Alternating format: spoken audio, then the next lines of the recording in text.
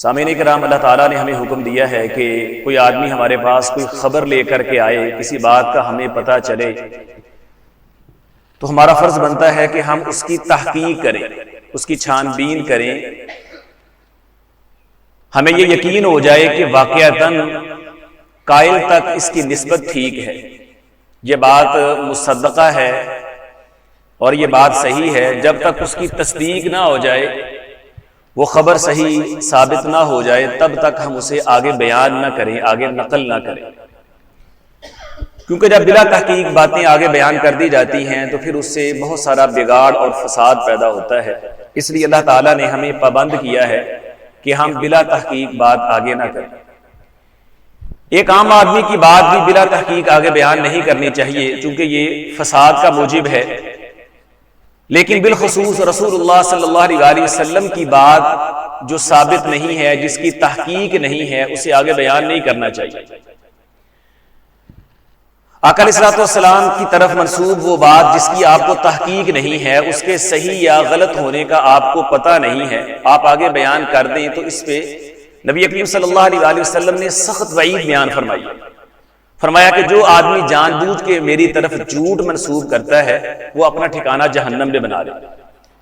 اس کی وجہ یہ ہے کہ میری یا آپ کی بات دین نہیں ہے، میری یا کسی اور کی بات اگر بلا تحقیق کسی کی طرف آگے جاتی ہے تو یہ درست تو نہیں ہے، غلط ہے، لیکن اس کا وہ نقصان نہیں ہے جو رسول اللہ صلی اللہ علیہ وسلم کی بات کے بلا تحقیق آگے جانے کا نقصان ہے، کیونکہ آپ کی ایک ایک بات، ہر قول وہ دین ہے۔ جب آپ کی نسبت سے کوئی بات کسی کے پاس جائے گی تو وہ دین بن کے جائے گی، لوگ اس کو دین کا طور پہ قبول کریں گے، اور اگر وہ بات آپ سے ثابت نہیں ہے تو گویا اس کی وجہ سے یا دین میں اضافہ ہوگا یا دین میں کمی ہو جائے گی۔ تو اس لحاظ سے نبی کریم صلی اللہ علیہ وسلم کی باتیں جو بلا تحقیق ہیں انہیں آگے نقل کرنا یہ دین کو بگاڑنے کے اندر اپنا کردار ادا کرنا ہے۔ اس لیے نبی کریم صلی اللہ علیہ وسلم نے اس حوالے سے بڑی سخت وعید بیان فرمائی کہ جو بندہ جان بوجھ کے میری طرف جھوٹ منسوب کرتا ہے وہ اپنا ٹھکانہ جہنم میں بنا۔ تو اس حوالے سے ہمیں احتیاط کرنی چاہیے۔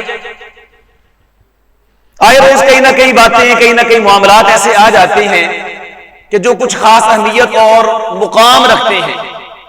سوشل میڈیا نے ایسی چیزیں بڑی تیز کر دی ہیں، ہمارے سامنے آتی ہیں، ہم آنکھیں بند کر کے انہیں لاکھوں ہزاروں لوگوں تک پہنچا دیتے ہیں، تو یہ طرز عمل درست نہیں ہے۔ پہلے ہمیں تحقیق کرنی چاہیے، پھر اس بات کو آگے بیان کرنا چاہیے۔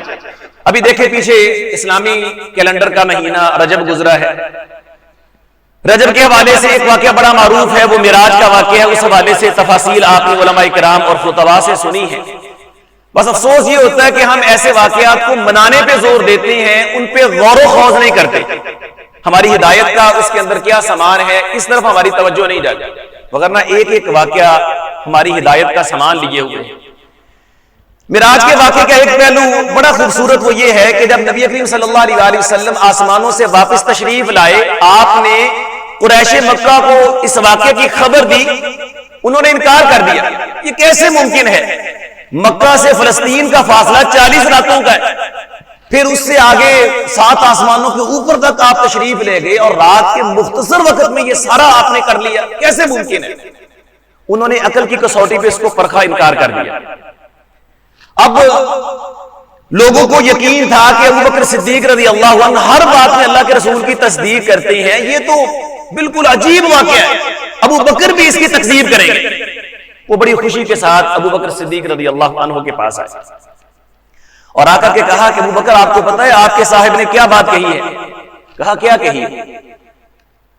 تو انہوں نے کہا کہ وہ کہتے ہیں کہ میں رات کے مختصر حصے میں بیت الحرام سے میں مسجد اقصی گیا ہوں اور وہاں سے 7 آسمانوں کے اوپر تک گیا ہوں اور میں نے جنت اور جہنم کا وزٹ کیا ہے۔ یہ باتیں وہ کہتے ہیں، یہ کیسے ممکن ہے؟ ابوبکر صدیق رضی اللہ عنہ کا طرز عمل ہمارے لیے قابل غور ہے، اور میرے موضوع کا اہم نقطہ وہی ہے۔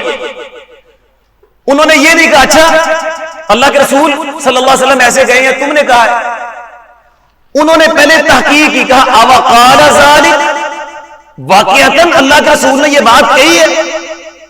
اوقال ذالک، پہلے تحقیق کی ہے کہ یہ بات ثابت بھی ہے، آقا علیہ الصلوۃ والسلام تک اس کی نسبت صحیح ہے؟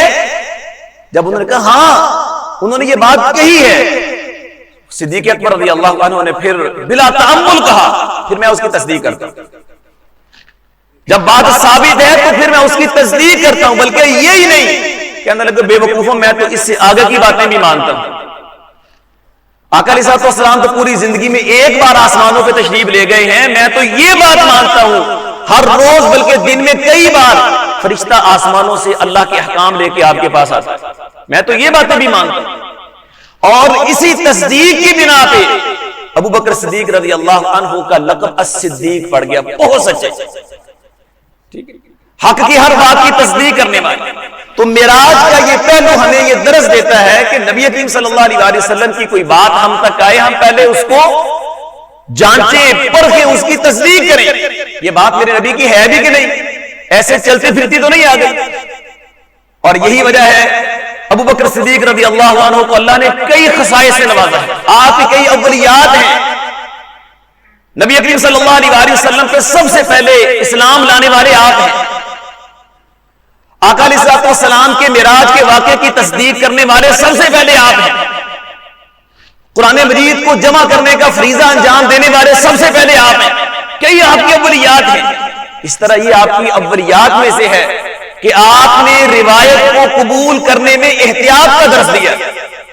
حافظ ذہبی رحمۃ اللہ علیہ اپنی میاں ناز کتاب تذکرۃ الحفاظ میں صدیق اکبر رضی اللہ عنہ کا تذکرہ کرتے ہوئے کہتے ہیں اول من احتاط فی قبول الروایہ ابا بکر، سب سے پہلے جس شخصیت نے روایت کو قبول کرنے میں احتیاط کا درس دیا ہے وہ ابو بکر صدیق رضی اللہ عنہ، کہ نبی کریم صلی اللہ علیہ وسلم کے حوالے سے کوئی بات آنکھیں بند کر کے نہ قبول کر لی جائے، بلکہ آنکھیں کھولی جائیں، اس کو پرکھا جائے، تحقیق کی کسوٹی پہ رکھا جائے، اور جب وہ ثابت ہو جائے تو پھر اس کو قبول کیا جائے۔ پھر یہ نہ دیکھا جائے عقل میں آتی ہے کہ نہیں آتی، عقل مانتی ہے کہ نہیں مانتی۔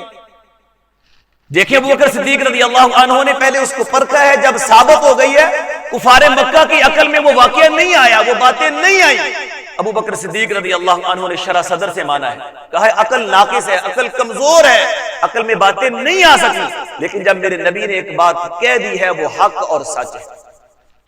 اس لیے محترم بھائیو ہمیں روایات کو قبول کرنے میں احتیاط برتنی چاہیے۔ آج کل چونکہ معاملہ بہت نازک ہو چکا ہے، کئی ایک فضائل والے مہینے آتے ہیں، مثلا شعبان کا مہینہ ہے، شیخ صاحب نے بھی کل پرسوں اس پہ درس دیا ہے اور اس کی اہمیت فضیلت آپ کے سامنے بیان کی ہے، لیکن اس حوالے سے بھی آپ دیکھیں کئی ایسی باتیں ہیں جو اس کی فضیلت میں بیان کر دی گئی ہے، اور لوگ پھر یعنی کہ نا دڑا دڑ ثواب سمجھ کے اس کو یعنی کہ آگے شیئر کرتے ہیں۔ ہم نے جنت کے حصول کا شارٹ کٹ یہ بنا لیا ہے کہ بس ایک روایت لکھو، اس کو یعنی کہ بھی سوشل میڈیا پہ ڈال دو اور نیچے لکھ دو کہ 15 بندوں کو سینڈ کر دیں، جنت پکی ہے۔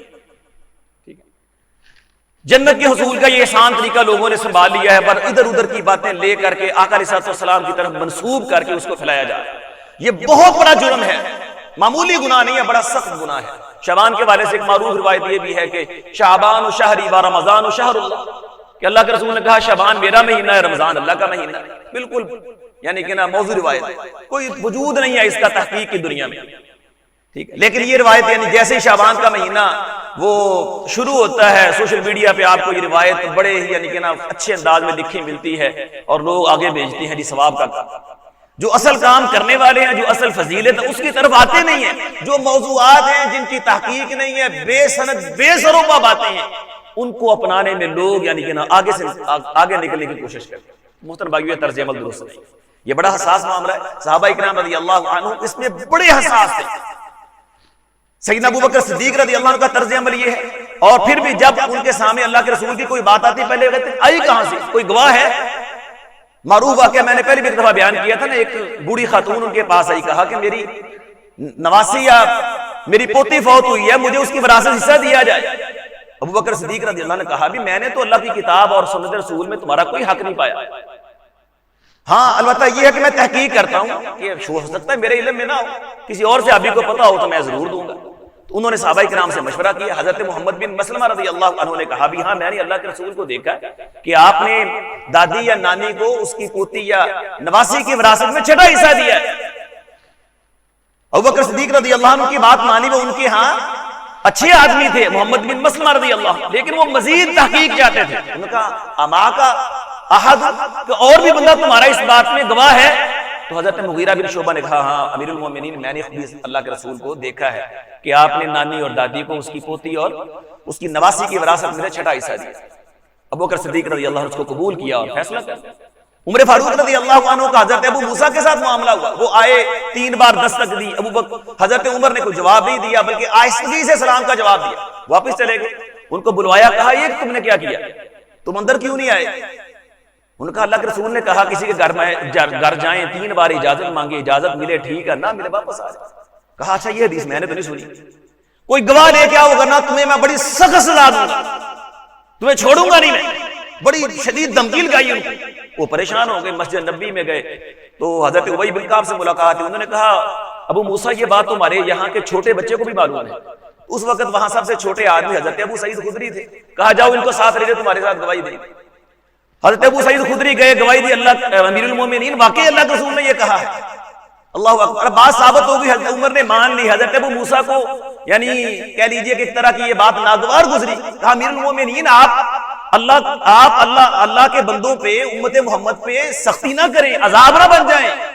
حضرت عمر کہنے لگے سبحان اللہ، ابو موسیٰ میرا یہ مقصد نہیں تھا کہ میں بیجا سختی کروں، لیکن یہ معاملہ حساس ہے. سبحان اللہ، اللہ کی پناہ، میرا ایسا کوئی طرز ارادہ نہیں تھا. بات یہ ہے کہ ایک بات میرے علم میں آئی جو پہلے نہیں تھی، ٹھیک ہے. فَأَحْبَبْتُ أَنْ أَتَثَبَّتَ، تو میری خواہش ہوئی کہ میں اس کی تحقیق بھی کروں، اللہ کے رسول کی بات بھی ہے، ٹھیک ہے. تو یہ تھا صحابہ کرام رضی اللہ عنہم کا طرز عمل. تو یہ ہمیں اپنانا چاہیے. آج کل موضوعات، من گڑت باتیں، اس طرح کے فضائل جو ثابت نہیں ہیں بڑے عام ہو رہے ہیں.